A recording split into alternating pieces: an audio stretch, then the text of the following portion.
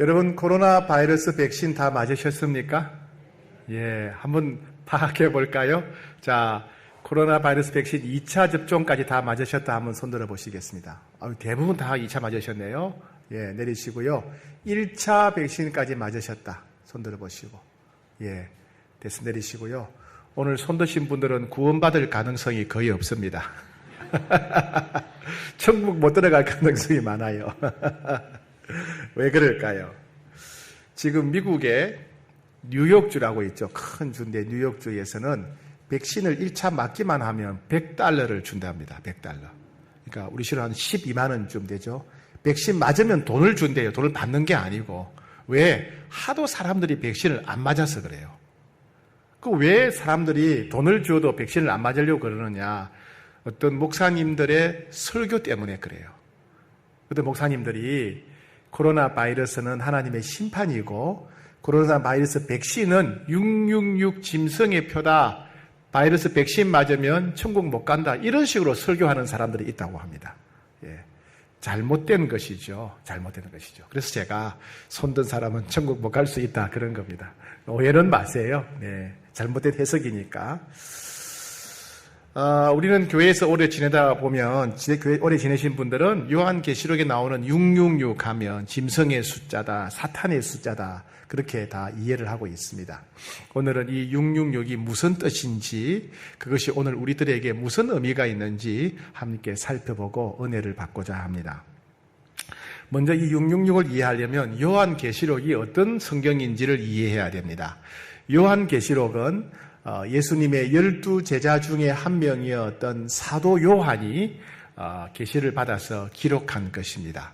그런데 이 요한계시록에는 예수님 사도 요한 당시에 일어났던 일도 있고 그리고 지금 우리에게 일어날 일도 있고 앞으로 미래에 일어날 일도 있습니다. 자, 좀 자세히 보게 되면 요한계시록은 총 22장인데 반으로 나눌 수가 있어요. 어떻게 나누냐 하면 1장부터 3장까지 그리고 4장부터 22장까지 내용상 반 나눌 수가 있어요. 1장부터 3장까지는 사도 요한 당시에 소아시아 지역의 7개 교회에 주시는 말씀이에요. 예를 들면 빌립보서는 빌립보 교회에 주시는 말씀, 골로새서는 골로새 교회에 주는 말씀이죠. 그런 것처럼 예수님께서 당시에 7개 교회에 주시는 말씀이에요. 그 당시 교회에 주시는 말씀이 1장부터 3장까지 기록되어 있습니다. 그 다음에 4장부터 22장까지는 무슨 내용이냐 하면 예수님께서 마귀와 죄악된 세상에 대해서 심판하시고 성도들은 구원하신다 하는 내용이 4장부터 24장에 기록되어 있는 거예요. 그러니까 다시 말씀드리자면 예수님께서 마귀와 죄악된 세상을 심판하시고 성도들을 구원해서 천국으로 인도하신다 하는 내용이 4장부터 24장까지 기록되어 있습니다. 그런데 이 4장부터 24장까지 내용도 반으로 나눌 수가 있어요. 어떻게? 4장부터 18장까지는 예수님이 심판하시는 내용이고 19장부터 22장까지는 구원받은 성도들이 장차 가게 될 천국에 대한 모습인 거예요. 자, 다시 한번 물어볼게요. 4장부터 18장까지 내용은 뭐라고요? 어떻게 기억하시네요? 저는 먼저 모를 줄 알았는데, 네, 심판에 대한 내용이에요. 4장부터 18장까지는 예수님이 마귀와 죄악된 세상을 심판하신다 하는 내용이에요. 그런데 이 4장과 18장 사이에 특이하게 12장과 13장이 들어가 있어요. 이 12장과 13장은 어떤 내용이냐면 마귀가 교회와 성도들을 핍박한다, 박해한다. 마귀가 세운 짐승 같은 사람들이 교회와 성도들을 핍박할 것이다. 그런 내용인 겁니다. 그러니까 전체적으로는 예수님이 마귀와 세상을 심판하시는 내용인데 그 중간에 마치 최후의 발악을 하듯이 마귀와 그 부하들인 짐승 같은 인간들이 교회와 성도들을 핍박한다 내용이 조금 들어가 있는 거예요. 12장과 13장. 그러면 12장과 13장 내용을 보게 되면 12장은 어떤 내용이냐 하면 용이 핍박한다. 이 용이 누구냐 하면 마귀를 가리킵니다.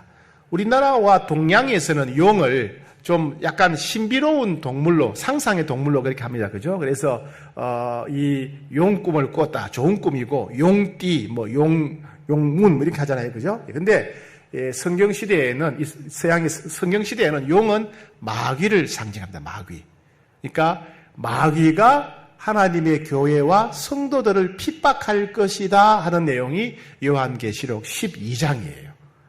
그리고 요한계시록 13장은 어떤 내용이냐 하면 마귀가 세운 짐승 같은 인간들이, 짐승들이 하나님의 교회와 성도들을 박해할 것이다 하는 내용이 13장 내용입니다. 그 13장에 666이라는 단어가 나오게 됩니다.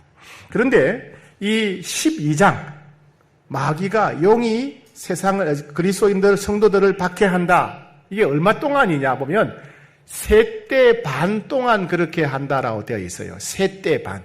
3대 반이 얼마예요?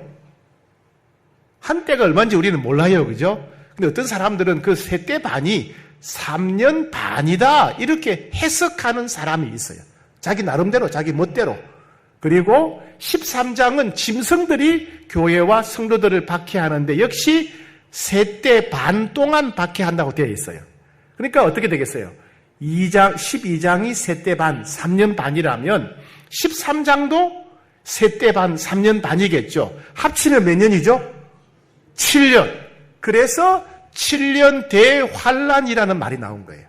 언젠가 때가 되면 마귀와 짐승들이 그리스도인들을 극심하게 박해하는 7년 대환란이 온다. 그렇게 주장하는 사람들이 있어요. 예. 그러나 그것은 성경을 저는 잘못 해석한 것이라고 봐요. 왜 잘못 해석한 것이냐? 3대 반이 3년 반인 줄 누가 알아요? 그죠? 그리고 또 보면 7년 대환란이 되어야, 3대 반이 되어야 마귀와 짐승들이 성도들을 핍박하는 게 아니고 이미 오래전부터 지금도 계속해서 교회와 성도들을 핍박하고 있기 때문에 그렇습니다. 그래서 7년 대환란이란 말은 성경을 잘못 해석한 것이라고 할 수 있어요. 특정한 때에 그리스도인들을 핍박한다는 게 아니라 오래전부터 그리고 지금도 마귀와 짐승 같은 인간들은 하나님의 교회와 성도들을 핍박하고 있습니다. 이 내용을 우리가 이해를 하셔야 돼요. 마귀는 예수님을 직접 공격하기도 했죠. 예수님이 40일 금식하실 때 막 유혹하고 공격했지 않습니까? 지금도 마귀는 성도들을, 우리를 공격하고 있어요. 어떻게? 육체를 공격하기도 하고 마음을 공격하기도 하고 생각을 공격하기도 합니다. 마귀가 육체를 공격하면 어떻게 되느냐? 사고가 나거나 질병이 생겨요. 질병 중에 의사나 의학이 고칠 수 없는 난치병, 불치병 뒤에는 마귀가 역사하는 경우가 많아요. 모든 병이 다 마귀가 주는 거 아닙니다. 병 중에서 난치병, 불치병 중에는 마귀가 주는 병일 경우가 많아요. 그런 병을 고칠 때는 예수님의 이름으로 귀신을 쫓아내고 마귀를 쫓아내야만 병이 낫습니다. 육체를 공격하기도 하고 혹은 마귀가 마음을 공격하기도 해요. 여러분들은 전혀 그럴 일이 없겠지만은 어떤 사람들은요, 사랑하는 가족들하고 있는데 갑자기 화가, 분노가 폭발하는 사람이 있어요. 희한하죠, 그죠? 여러분은 잘 이해가 안 되죠? 예, 그죠? 갑자기 분노가 폭발해가지고 막 화를 내는, 별것도 아닌데 요만한 것 가지고 화를 폭발하는 사람들. 막 시기, 질투가 막 폭발하는 사람들. 예? 억울한 마음, 피해의식이 막 폭발하는 사람들. 예, 우울한 마음, 불안한 마음, 별것도 아닌데 갑자기 불안해지고, 외로워지고, 우울해지는 사람들. 이런 게 다 마귀가 우리의 마음을 공격하는 경우예요. 또, 마귀는 우리의 생각도 공격해요, 생각. 성경이 안 믿어지고, 인터넷에 본 거, 책에서 본 거, TV에 본 게 막 믿어지고, 이런 경우. 마귀가 잘못된 생각을 넣어준 경우예요.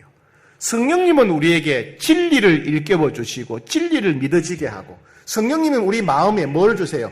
평안한 마음, 기쁜 마음, 용서하는 마음, 사랑하는 마음, 오래 참는 마음, 상대방을 불쌍히 여기는 이런 마음을 주시는데 마귀는 반대 마음을 주는 겁니다. 이와 같이 마귀는 지금도 우리를 공격하고 있어요. 그리고 마귀가 세운 짐승 같은 사람들도 지금도 교회와 성도들을 핍박하고 있습니다. 일제강점기 때 일본의 경찰과 군인들은 교회를 핍박했죠. 그리고 일본 천황을 하나님으로 믿고 섬기라고 절하라고 그랬습니다. 그리고 우상숭배를 거절하는 사람은 감옥에 가두고 죽였어요. 심지어 교인들을 교회에다가 다 가두어두고 문을 잠그고 교회에 불을 지르기도 했습니다. 이런 사람들, 짐승 같은 사람들이죠. 오픈도어즈라고 하는 선교단체가 있는데 이 단체는요, 전 세계 각 나라에서 종교의 자유, 기독교에 대한 박해가 어느 정도인가를 해마다 조사해서 발표를 합니다. 개종의 자유가 있는지, 예배의 자유가 있는지, 전도의 자유가 있는지 조사를 해서 각 나라마다 박해 점수를 매깁니다. 여러분, 이 점수가 높을수록 좋을까요? 낮을수록 좋을까요? 학교 점수는 높을수록 좋지만은 박해 점수는 높을수록 나쁜 거죠. 그죠? 박해 점수가 높다는 이야기는 그만큼 종교의 자유가 없고 기독교인이란 박해가 심각하다는 이야기예요. 해마다 전 세계 나라마다 박해 점수를 발표하는데 지난 19년 동안 전 세계에서 박해 점수가 가장 높았던 나라가 있어요. 19년 동안 한 번도 1등을 안 뺏긴 나라가 있어요. 어느 나라겠습니까? 북한이에요. 북한. 예. 이 북한 정권은 바로 성경에서 말하는 짐승 같은 사람들이죠. 이와 같이 이 마귀의 쫄개들인 짐승 같은 사람들은 옛날에도 그랬고 지금도 그렇고 앞으로도 교회를 핍박하고 성도들을 핍박하고 있습니다. 그런데 세대 반이다. 세대 반이라고 한 이유는 뭐냐? 결국에는 하나님이 마귀와 그 짐승들을 모두 심판하실 것이기 때문에 잠시 마귀와 그 짐승들이 활동한다고 해서 세대 반 이렇게 표현하신 것입니다. 자, 그렇다면 666은 어디서 나온 거냐? 여기서 나온 거예요. 666. 누가? 짐승이 줍니다. 아까 12장은 마귀가 용이 교회와 성도들을 박해한다는 것을 말했고 13장은 마귀가 세운 짐승들이 성도들을 핍박한다 그랬죠. 그 짐승들을 봅시다. 오늘 본문 2절 13장 2절 같이 읽겠습니다. 시작. 내가 본 짐승은 표범과 비슷하고 그 발은 곰의 발 같고 그 입은 사자의 입 같은데 자, 이것은 괴물을 봤다는 말이 아니에요. 괴물이 아니에요. 사람의 모습을 이렇게 표현한 겁니다. 우리도 여러분 사람들을 동물이나 물건에 표현할 때가 있어요. 아내가 이렇게 말합니다. 우리 남편은 미련 곰탱이 같아. 남편을 뭐로 표현했어요? 곰에다 비유했어요. 그럼 또 남편이 뭐라 그럽니까? 저 여자는 교활한 여우 같아. 여우로 표현하는 거예요. 또 아이들이 떠들면 뭐라 그럽니까? 아이고 저 아이들이 참새처럼 떠드네. 사람을 우리는 곰이나 여우나 참새에 비유하잖아요. 그죠? 예. 바로 이 두 짐승은 어떤 사람들이냐? 사탄이 사로잡은 사람들로서 얼마나 끔찍하게 무섭고 잔인하게 교회와 성도들을 핍박하고 박해하느냐 하면 표범 같다. 표범. 곰 같다. 곰. 그리고 입은 사자 같다. 가장 무섭고 잔인한 표범이나 곰이나 사자처럼 무섭고 잔인하고 끔찍하게 기독교인들을 핍박하는 사람들이다. 짐승 같은 사람들이다. 성경에 짐승이라고 나온 거예요. 짐승. 어떤 사람들은 예수님을 대적하고 기독교인들을 핍박하는 사람들을 적 그리스도다 이렇게 표현하기도 합니다. 그러면 이 짐승들이 뭘 하느냐? 자, 봅시다. 6절 시작. 짐승이 입을 벌려 하나님을 향해서 비방하되 그의 이름과 그의 장막 곧 하늘에 사는 자들을 비방하니라. 하나님을 비방한다. 기독교를 비판하고 하나님을 비판한다.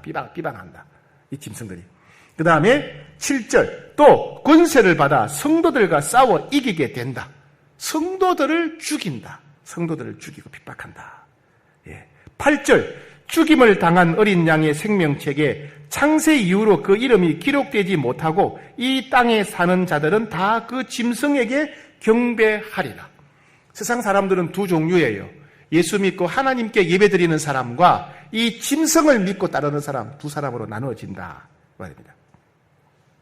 10절 다 같이 시작. 사로잡힐 자는 사로잡혀갈 것이요 칼에 죽을 자는 마땅히 칼에 죽을 것이니 성도들의 인내와 믿음이 여기 있느니라. 성도들을 칼로 죽이고 감옥에 가두고 하는 이런 일들이 일어나게 될 것이다 이런 얘기입니다. 즉 두 짐승이 그렇게 성도들 교회를 핍박합니다. 그런데 또 짐승이 이런 일을 합니다. 자, 15절. 그가 권세를 받아 그 짐승의 우상에게 생기를 주어 그 짐승의 우상으로 말하게 하고 또 짐승의 우상에게 경배하지 아니하는 자는 몇 시든지 다 죽이게 하리라. 그 짐승에게 절하지 않는 자는, 짐승을 섬기지 않는 자는 10명이든지 10,000명이든지 10,000,000명이든지 1억 명이든지 다 죽이겠다는 거예요. 죽인다. 예. 16절 시작. 그가 모든 자, 곧 작은 자나 큰 자나 부자나 가난한 자나 자유인이나 종들에게 그 오른손에나 이마에 표를 받게 한다. 이 짐승 같은 인간들이, 짐승 같은 사람들이 자기를 따르고 추종하는 사람들한테 어떤 표를 준대요. 이마에나 오른손에 표를 준대요. 표. 17절. 누구든지 이 표를 가진 자 외에는 매매를 못하게 된다. 그 표가, 짐승이 주는 표가 없는 사람들은 경제 활동을 못하게 한다는 거예요. 불이익을 준다는 거예요. 불이익을. 그럼 그 표가 뭘까요? 자, 17절 뒤에 이 표는 곧 짐승의 이름이니 짐승의 수라. 지혜가 여기 있으니 총명한 자는 그 짐승의 수를 세어보라. 그것은 사람의 수니 그의 수는 666이더라. 666은 짐승의 이름의 수, 그 사람의 이름의 숫자다 그 말이에요. 그 짐승의 숫자고 그 사람의 이름 숫자다. 이게 뭘까요? 자, 이 헬라어나 라틴어에 보게 되면 자음이나 모음에다가 숫자를 달아가지고 숫자를 통해서 글씨를 표현하기도 했습니다. 한글도 그게 가능해요. 한글도 가능합니다. 자, 예를 들어 볼게요. 제가 이렇게 말하면 나는 백치를 너무너무 사랑합니다. 나는 백치를 너무너무 사랑합니다. 백칠이 누굴까요? 웬 여인일까요? 예. 자, 왜 이렇게 할 수 있냐 하면 우리 한글에도 숫자를 붙일 수가 있어요. 자음 모음이 있죠. 그죠? 기역, 니은, 디귿, 리얼이 있죠. 기역은 1, 니은은 2, 디귿은 3, 리얼은 4 이렇게 할 수 있죠. 예, 화면에 나오죠. 예, 기역은 1, 니은은 2, 디귿은 3. 혹은 모음도 아는 19, 야는 20, 어는 21 이렇게 숫자를 다 정하는 거예요.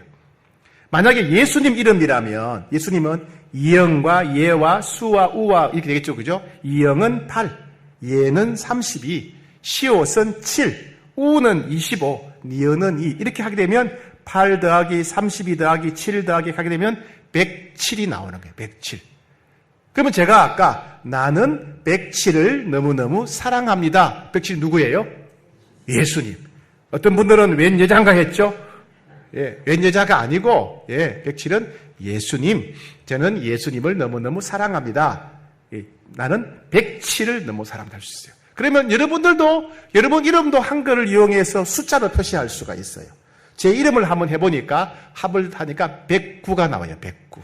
109 하면 제 이름인 거예요. 그죠? 그렇게 할 수 있는 거예요. 그런 것처럼 666도 짐승의 이름의 수다, 사람의 이름의 수라는 거예요. 그죠? 예, 자음과 모음의 숫자를 해서 조합해서 하니까 666인데 그게 누군지는 밝히지 않았어요. 그 다음에 그 사람들이 뭐 이렇게 짜맞춰가지고 666이 나오면 이거다라고 얘기합니다. 역사적으로 많은 그런 오해가 있어요. 예를 들면 네로 황제를 히브리어 이름으로 하면 666 나온다. 네로는 로마 사람인데 왜 히브리어 이름으로 해요? 예, 666이다. 혹은 로마 황제가 666이다. 종교개혁했던 마르틴 루터나 우리가 믿고 있는 개신교가 666이다. 카톨릭에서 비방했겠죠. 그죠? 혹은 로마 카톨릭 교황이 666이다. 2차 대전을 일으켰던 히틀러가 666이다.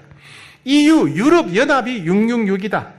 이슬람교를 창시했던 무함마드가 666이다.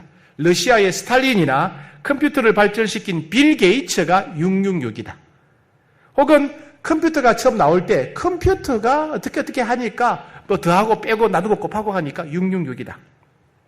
혹은 여러분 우리가 물건 사게 되면 바코드가 있죠. 그죠? 상품 이름이나 공장 제작 나누는 바코드가 666이다. QR코드가 666이다. 신용카드가 666이다. 심지어는 베리칩이 666이다. 이 베리칩이 뭐냐 하면요. 우리나라도 요즘 이제 반려동물 해가지고 귀하게 여기지만은 서양 사람들은 오래전부터 이 개나 고양이 반려동물을 아주 소중히 가족처럼 여겼어요. 그런데 강아지를 잃어버렸다. 그럼 누가 그 강아지를 찾아도 주인이 누군지를 모르는 거예요. 넓은 땅에서. 그래서 야 이거 안 되겠다 해서 강아지 몸에다가 이 쌀알 만한 전자칩을 하나 넣어두는 거예요. 그 전자칩에는 이 강아지 주인의 이름, 주소, 연락처가 적혀 있는 거예요. 그래서 길거리에 있는 강아지를 발견하면 그 칩을 딱 스캔하면 이 강아지의 주인은 누구구나 연락할 수가 있는 거예요. 여기에 착안해가지고 그럼 여기도 사람도 정보를 넣을 수가 있는 거예요. 예를 들면 제가 만약에 교통사고를 당했다. 근데 병원에 응급실에 갔는데 수술을 바로 못해요. 왜요? 제가 평소에 어떤 지병이 있는지, 제가 평소에 무슨 약을 먹는지, 최근에 무슨 수술을 했는지 알 수가 없는 거예요. 혈액형이 뭔지. 그러면 그거 다 조사하다 보면 죽어버려요. 사람 죽는 거예요. 그래서 사람 몸에다가 조그마한 그 쌀알만한 칩을 넣어가지고 여기다가 그 사람의 건강 정보를 넣어두는 거예요. 혈액형이 뭐다, 평소에 지병이 뭐가 있었고, 무슨 약을 먹는다, 이런 걸 다 적어 놓으니까 응급 상황이 되면 그 칩만 딱 스캔하게 되면 이 사람이 누군지 또 건강 상태가 어떤지 알 수가 있어서 수술을 빨리 앞당길 수 있는 거예요. 그걸 베리칩이라 그래요. 미국에서는 원하는 사람은 그것을 이렇게 제작해서 넣어줍니다. 그걸 베리칩이에요. 그건 건강을 위해서 좋은 건데 사람들은 그걸 베리칩이라 그래요. 또 최근에는 아까 말씀드린 대로 코로나 바이러스 백신이 666이다. 66 이렇게 하는 사람이 있어요. 또 평택 있죠? 평택하고 여수에서는 시내버스 번호가 666이었어요. 그러니까 누가 안 타겠어요? 교회 다니는 사람들은 그 버스를 안 타는 거예요. 할 수 없이 시내버스 번호를 바꿨대요. 666에서. 예. 지난번에 이라크 자이툰으로 파병된 우리나라 병사들, 파병병사들 숫자가 희한하게 666명이었대요.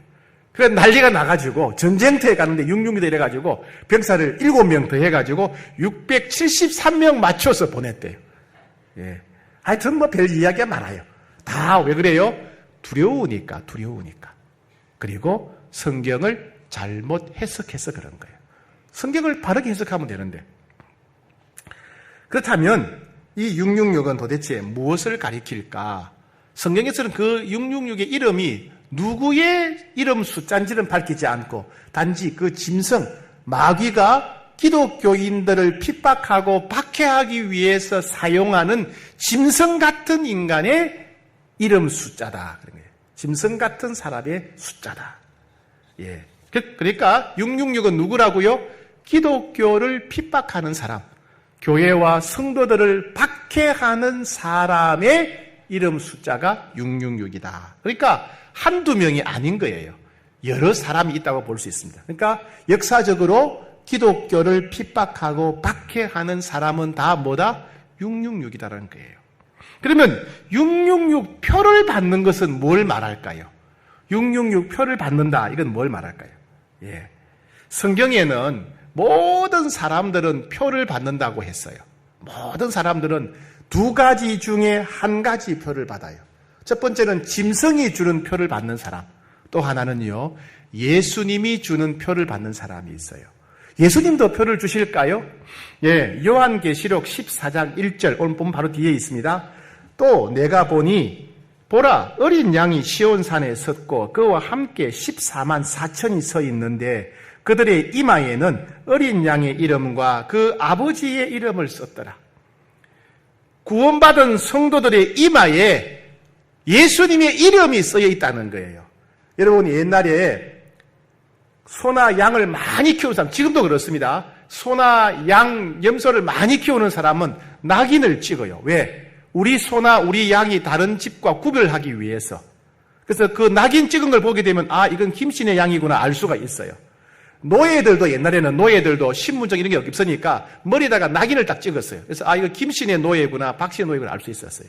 그것처럼 예수 믿는 구원받은 성도들에게는 머리에다 이마에다 낙인을 찍어준대요. 어린 양의 이름, 예수님의 이름에 낙인을 찍어준대요. 자, 옆 사람 얼굴 한번 보세요. 이마 한번 보세요. 이마에 낙인이 있는가 없는가 보세요. 낙인이 없는 사람은 구원받지 못한 사람인 거예요. 그럼 구원받았다고 생각하는데 왜 낙인이 없어요? 그러니까 진짜 낙인이 아니라는 거예요. 이 낙이는 표가 뭐냐? 결국 예수님을 주인과 구세주로 믿는 믿음. 예수님을 나는 주인으로 구세주로 믿습니다. 그 믿음이 바로 표라는 거다. 표. 믿음의 고백이 표예요. 그러니까 여러분 다 예수님을 주인과 구세주로 믿으시지요? 그러면 이미 여러분들은 그 표를 받은 사람, 구원받은 성도들이 갖는 표를 받은 사람이라는 거예요. 그렇다면 그 표가, 어린 양의 이름이 써있는 그 표가 예수님을 향한 믿음의 고백이라면 짐승들이 주는 표도 뭐 베리칩이나 신용카드나 이런 게 아니고 짐승들을 향한 믿음의 고백이라 그 말입니다. 666은 예수님을 믿기를 거절하고 짐승들과 타협해서 짐승들을 믿고 따르는 사람들, 그 짐승들을 향한 믿음의 고백, 짐승들을 따르기로 결단한 것, 타협한 것, 그게 짐승의 표 666이라는 거예요. 내가 이단을 믿기로 했다. 이단을 따른다. 그럼 이단을 믿고 따르는 그 고백이 666이다 이 말입니다. 그렇죠? 예. 그래서 여러분 코로나 바이러스 백신 맞으셔도 됩니다. 맞아도 구원받습니다. 걱정 마세요. 컴퓨터 사용해도 되고 신용카드, 바코드, QR코드 다 사용해도 됩니다. 우리는 표만 있으면 돼요. 무슨 표? 예수님을 주인과 구세주로 믿는 표만 있으면 되는 거예요. 그러나 짐승의 표는 받으면 안 돼요. 짐승의 표는 교회와 성도들을 핍박하는 사람들을 추종하고 따르는 표라는 얘기입니다. 예. 그럼 우리가 어떻게 살아야 되겠습니까? 우리는요, 성경에 요한계시록 12장과 13장에 기록된 대로 우리는 핍박과 박해를 받으며 살 수밖에 없어요. 12장에 나온 것처럼 용이, 마귀가 우리를 직접 공격하기도 하고, 그죠? 마귀가 세운 짐승 같은 사람들이 우리를 핍박하고 박해하기도 합니다. 앞에서 말씀드린 대로 마귀는 우리의 육체를 공격하기도 하고 우리의 마음을 공격하기도 해요. 우리 마음의 열등감, 죄책감, 분노, 우울한 마음, 성욕, 탐욕, 신경질, 짜증, 슬픔, 분노, 외로움, 질투심, 열등감, 피해의식, 온갖 부정적인 감정을 넣어주고 우리 머릿속에 잘못된 생각을 넣어주어서 우리를 공격합니다. 이것을 우는 사자같이 공격한다 그래요. 마귀가 우는 사자같이. 혹은 마귀는 광명의 천사같이 우리를 유혹할 수가 있어요. 유혹. 여러 가지 유혹이 있죠. 성적인 유혹, 돈에 대한 유혹, 각종 유혹들. 저 사람은 돈에 환장했다 그러잖아요. 그죠? 저 사람 눈에 보이는 게 없다. 돈밖에 없다. 돈에 환장했다. 왜요? 마귀가 돈의 유혹을 그 사람에게 보냈기 때문에. 유혹으로 공격해서 그런 거예요. 이와 같이 마귀는 지금도 우리를 핍박하고 박해하고 우리를 유혹하고 있어요. 우는 사자같이 공격하고 있고 광명한 천사같이 유혹하고 있습니다. 동시에 마귀가 세운 사람들, 마귀가 권능을 군세를 준 사람들도 성도들을 핍박하고 박해하고 있습니다. 물론 국제적으로 여러 나라에도 그렇지만은 우리 가까이에도 믿지 않는 가족들이, 집안 사람들이, 직장 동료와 상사들이 우리를 핍박하고 박해합니다. 주일에 가족과 함께 있지 않고 교회에 예배드리러 간다는 이유로 폭력을 행하는 가족들이 있습니다. 예수님을 믿는 사람들은 제사를 지내지 않는다는 이유로 자기가 죽고 난 뒤에 제사 안 지내준다고 유산을 물려주지 않는 사람들도 있습니다. 회사에서는 예수님을 믿지 않는 사람들은 자기들하고 같이 술 마시고 함께 온갖 나쁜 짓 하지 않는다고 교회 다니는 사람들은 차별하고 왕따시키는 사람들이 있습니다. 우리는 이런 일을 당하게 되면 세상이 너무 커 보일 때가 있어요. 눈에 보이는 사람들이 더 커 보이고 눈에 보이지 않는 하나님이 너무 작아 보일 때가 있어요. 그때는 참 견디기가 힘들죠. 왜요? 사람들이 무서우니까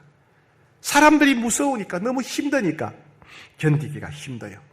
그러나 여러분, 이 순간도 주님은 알고 계십니다. 오늘 본문 10절을 같이 한번 읽겠습니다. 10절 시작. 사로잡힐 자는 사로잡혀갈 것이요 칼에 죽을 자는 마땅히 칼에 죽을 것이니 성도들의 인내와 믿음이 여기 있느니라. 여러분, 그리스도인들이 예수 믿는다는 이유로 감옥에 끌려가고 칼에 맞아 죽을 때가 있다는 거예요. 그것이 세대반이라는 얘기는 반드시 일정한 시간이 지나면 이 마귀와 짐승 같은 사람들은 다 하나님의 심판을 받게 될 것이다 그러시고, 그리고 이것이 성경에 기록된 이유는 주님이 우리가 고난받는 것, 박해받는 것, 핍박받는 것을 알고 계시다는 거예요. 그러면 결국 마귀는 멸망당할 것인데, 결국 그 짐승 같은 인간은 주님의 심판을 받을 것인데, 주님은 지금 우리가 고난당하는 것을 알고 계신데 왜 우리를 내버려 두실까요? 왜 내버려 두실까요? 성도들의 인내와 믿음이 여기 있느니라. 주님은 그 고난과 핍박과 박해 가운데 우리가 인내하기를 원하십니다. 주님은 우리가 믿음을 지키기를 원하십니다. 주님은 이런 고난과 핍박과 유혹 가운데서 우리의 믿음을 증명하기를 원합니다. 어떤 핍박과 유혹이 와도 견고하여 흔들리지 않는 믿음으로 우리가 인정받기를 주님이 원하시는 것입니다. 전 세계적으로 예수 믿는다는 이유로 핍박과 박해를 심하게 받는 사람들이 있죠. 그런 사람들이 대략 한 2억 2천만 명쯤 된답니다. 전 세계적으로 예수 믿는다는 이유로 극심한 핍박받는 사람들이 2억 2천만 명 되고, 예수 믿는다는 이유로 죽는 사람들, 순교하는 사람들이 약 15만 명이랍니다. 1년에. 그러니까 올해도 예수 믿는다는 이유로 죽임당하는 사람이 15만 명이에요. 15만 명이 죽는 거예요. 전 세계에서요. 코로나 바이러스보다 더 무서운 일이죠. 지금도 북한에는 있습니다. 지하교회 성도들이 있어요. 정확한 숫자는 몰라요. 어떤 사람들은 10만 명, 어떤 사람들은 30만 명 이렇게 얘기하는데, 그래도 많은 사람들이 북한에 들어가서 지금도 계속 복음을 전하고 있어요. 굉장히 위험한 일이지만 하고 있습니다. 특히 중국 목회자들이 많이 들어가요. 왜냐하면 중국과 북한은 되게 북한이 중국을 두려워하잖아요. 그래서 북한 사람, 중국인들은 북한이 좀 자유롭게 다닙니다. 특히 이제 그 화교라 그러죠. 북한에 들어와 살고 있는 중국인들은 더더욱 자유롭습니다. 그런 분들 중에 훌륭한 목사님들은 북한에 가서 복음을 전합니다. 복음을 전하고 또 세례도 주죠. 몰래. 근데 세례를 주는데 북한에 있는 사람들에게, 성도들에게 세례를 줄 때 세례 문답을 합니다. 세례 문답. 세례 문답할 때 반드시 묻는 게 있어요. 우리도 여러분 세례 문답할 때 성경에 대해서, 신앙생활에 대해서, 하나님에 대해서 세례 문답 하잖아요. 그죠? 근데 반드시 하는 세례 문답인데 그게 뭐냐 하면, 당신은 예수님을 위해 죽을 각오가 되어 있습니까? 당신은 예수님을 위해 죽을 각오가 되어 있습니까? 여기에 아멘 해야 세례 주고, 아멘 못하면 세례 못 줘요. 왜? 북한에서는 예수 믿으면 언제 죽을지 모르니까, 언제 정치법 수용소로 끌려갈지 모르니까, 예수 믿기 때문에 끌려갈 수 있고, 예수 믿기 전에 감옥에 갇힐 수 있고, 예수 믿기 때문에 지도새도 모르게 죽을 수가 있으니까, 당신은 그렇게 끌려가고 죽더라도 예수 믿겠습니까? 이렇게 물어본다는 거예요. 그래서 북한에서 예수 믿는다는 것은 정치범 수용소에 끌려가고 감옥에 갇히고 지도새도 모르게 살해당해서 죽을 각오를 하고 믿는 거예요. 그렇더라도 나는 예수 믿겠다. 감옥에 가더라도 예수 믿겠다. 정치범 수용소 가더라도 예수 믿겠다. 지도새도 모르게 죽더라도, 총살당해 죽더라도 나는 예수 믿겠다. 믿음으로 그들은 세례를 받는다는 것입니다. 근데 참 놀라운 것은요, 전 세계에서 기독교를 박해하는 나라일수록, 성도들이 믿음 때문에, 예수 믿는 믿음 때문에 박해를 많이 받는 나라일수록 기적이 많이 일어나고 있어요. 기적이. 하나님께서 박해 가운데 인내하고 박해 가운데 견고하여 흔들리지 않는 믿음을 증명한 성도들을 하나님이 귀하게 여기셔서 아마 특별한 은혜를 베푸시는 것 같아요. 예를 들면 중국은 지금은 조금 자유로워졌는데, 옛날에 중국이 어려울 때, 또 지금 북한도 그래요. 근데 소인들은 주로 언제 만나고 움직이느냐? 밤에 움직여요. 밤에. 제가 아는 중국 목사님은 북한 지역에 신방 다니는 분들이 있어요. 신방. 북한 국경지대 교회 성도들한테 신방 다닙니다. 언제 다니느냐? 밤에 다니대. 밤에. 왜? 북한은 전기가 없어가지고요, 해지면 불이 다 꺼져버려요. 천지예요. 중국 땅에서 단둥이나 이런 데서 보면, 신일 쪽에 보면 밤 되면 다 암흑천지예요. 전기가 안 들어와요. 그러니까 어떻게 해요? 자유롭게 다니는 거예요. 자유롭게. 그래서 신방도 하고 하는데, 성도들이 이제 세례식을 한다 그러면 주로 언제 하겠어요? 밤에 해야 돼. 그것도 사람들이 많이 다니지 않는 겨울밤에 아무도 안 다닐 때 강가에 가서 세례식을 한답니다. 얼음을 깨고. 예. 근데 그때 하나님이 기적을 많이 베풀어 주신대요. 그들은 예수 믿는다는 이유로 죽을 각오를 하고 정치범 수용색하고 총살당할 각오를 하고 밤에 추운 겨울에 얼음을 깨고 세례받는데 희한하게도요. 그렇게 세례받으면 반신불수, 하반신 마비가 풀리고 건강해지는 역사가 일어난대요. 눈이 안 보이는 사람이 세례받으면 눈을 뜨게 되고 말을 전혀 하지 못하던 사람들이 말을 하게 되고 중풍병, 뇌혈증으로 뇌질환으로 죽어가던 사람이 건강하게 깨끗하게 치료되는 기적이 눈앞에서 일어난대요. 왜요? 그들은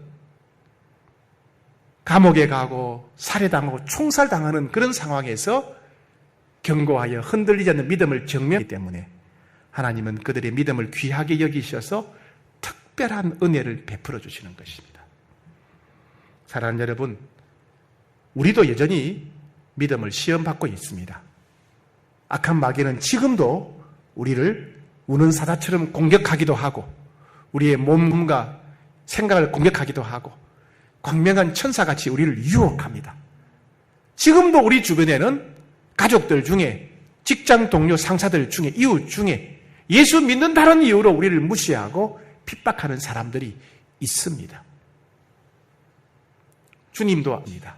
그러나 주님은 우리가 이런 상황 가운데 인내하기를 원하고 믿음을 지키기를 원하십니다. 견고하여 흔들리지 않는 믿음을 증명하기를 원하십니다. 그리고 주님은 그렇게 믿음을 증명한 자에게 놀랍고 특별한 은혜를 베풀어 주십니다. 사랑하는 여러분, 핍박과 유혹이 무서워서 우리를 괴롭히는 사람들이 무서워서 그들에게 타협하겠습니까? 그들로부터 666 표를 받겠습니까? 아니면 인내하고 잘 지켜서 핍박 가운데서도 견고하여 흔들리지 않는 믿음으로 주님께 인정받고 칭찬받아서 놀라운 기적을 체험하고 특별한 은혜를 맛보며 살겠습니까? 이 어려운 때에 인내하고 믿음을 증명하는 복된 여러분 되시기를 축복합니다. 우리 같이 한번 기도하겠습니다.